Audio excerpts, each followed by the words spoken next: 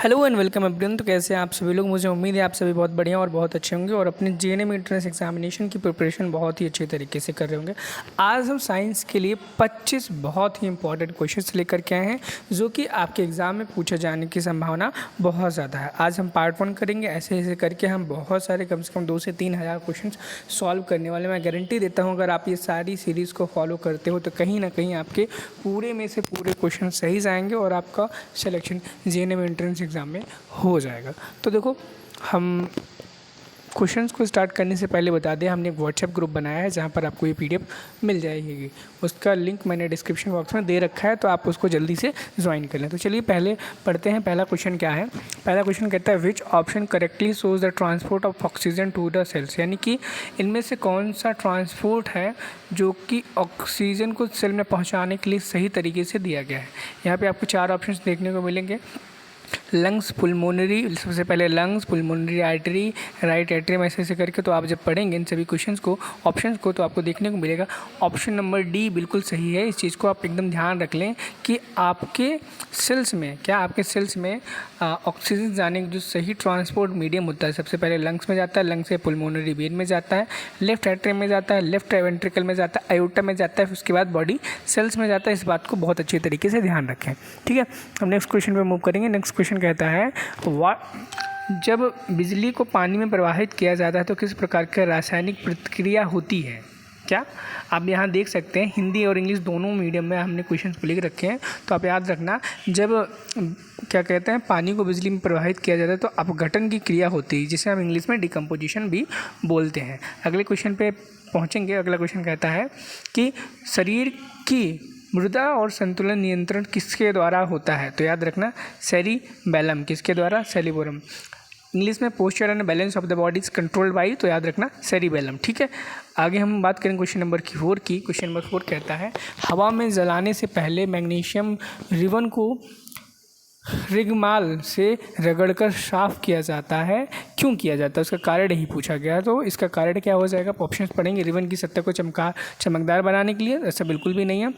Ribbon की सतह को मैग्नीशियम ऑक्साइड की परत हटा दे, बिल्कुल यही ऑप्शन बिल्कुल सही हो जाएगा। ऑप्शन नंबर 20 का करेक्ट हो जाएगा। नेक्स्ट क्वेश्चन पर मूव करेंगे। क्वेश्चन नंबर 5 कहता है कि बेरियम क्लोराइड अमोनियम सल्फेट के साथ क्रिया करके बेरियम सल्फेट और अमोनियम क्लोराइड बनाता है। निम्नलिखित में से कौन सा शामिल प्रतिक्रिया के प्रकार के सही ढंग को दर्शाता है? ठीक है, इंग्लिश में भी आप यहाँ पे पढ़ सकते हैं। तो इस क्वेश्चन का क्या राइट आंसर हो जाएगा? आप देख पाएंगे इस क्वेश्चन का राइट आंसर डी हो जाएगा, यानी कि ऑप्शन नंबर 2 एंड 4 दो के दोनों आपके करेक्ट हैं। 2 एंड 4 दो के दोनों आपके करेक्ट हैं, ठीक है। अगर आपको वीडियो पसंद आया तो आप चैनल को लाइक एंड सब्सक्राइब कर सकते हैं। यहाँ पर आपको जीएनएम एंट्रेंस एग्जाम को लेकर के सारे जो भी सिलेबस आने वाला है, चाहे आपका जीके हो, इंग्लिश हो और साइंस हो, सारी आपको यहाँ पर पढ़ाई जाएगी। और चैनल को सब्सक्राइब कर लें, व्हाट्सएप ग्रुप को ज्वाइन करना बिल्कुल भी ना भूलें। अगला क्वेश्चन है एक दूध वाला ताज़े दूध में बहुत कम मात्रा में बेकिंग सोडा मिलाता है, पर ऐसा क्यों करता है वो? वो increase the rate of fermentation के लिए, decrease the rate of fermentation के लिए, इम्प्रूव द क्वालिटी, या फिर टू मेक पनीर के लिए? तो याद रखना क्यूडन की दर को कम करने के लिए, यानी कि फर्मेंटेशन की जो रेट है उसको कम करने के लिए मिलाता है ताकि फर्मेंट बहुत देर में हो। नेक्स्ट क्वेश्चन है कवक में पोषण की प्रकृति क्या होती है, यानी कि what is the nature of nutrition in the fungi? Fungi में कौन सा न्यूट्रिशन पाया जाता है?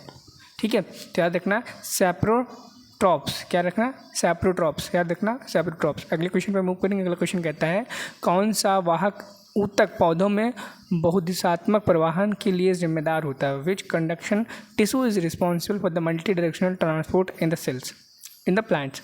तो याद रखना कौन होता है? फ्लोएम। और यहीं पर अगर यूनिडायरेक्शनल की बात की जाए, एक दिशात्मक, तो याद रखना उसमें क्या हो जाएगा? तब उस केस में आपका जाइलम सही उत्तर हो जाएगा। अगले प्रश्न की बात करें। अगला प्रश्न कहता है कि मनुष्य में सामान्य सिस्टोलिक और डायस्टोलिक दबाव कितना होता है?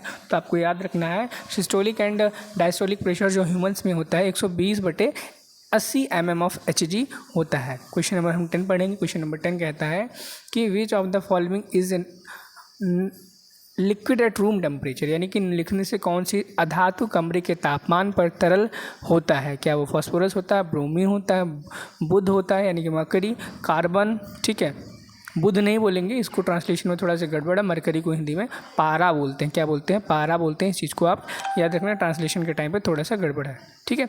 तो इस क्वेश्चन का जो सही आंसर क्या हो जाएगा? इस क्वेश्चन का सही आंसर हो जाएगा ब्रोमीन। क्या हो जाएगा? ब्रोमीन हो जाएगा, ठीक है। हम क्योंकि देखो यहाँ पे अधातु की बात की गई, धातु की बात की जाती तो आपका मरकरी यानी कि पारा हो जाता, लेकिन अधातु की बात की गई तो आपका ब्रोमीन हो जाएगा। आज हम मात्र 10 के 10 ही क्वेश्चन सॉल्व करेंगे। हम ये देखना चाहते हैं आप कितना पढ़ाई को लेकर के मगन है। अगर आप आपको क्वेश्चन अच्छे लगे हों तो आप हमारे व्हाट्सएप ग्रुप को ज़रूर ज्वाइन करना, JNM वाला, और चैनल को सब्सक्राइब बिल्कुल करना मत भूलना। तो मिलते हैं नेक्स्ट वीडियो में। Thank you, have a nice day.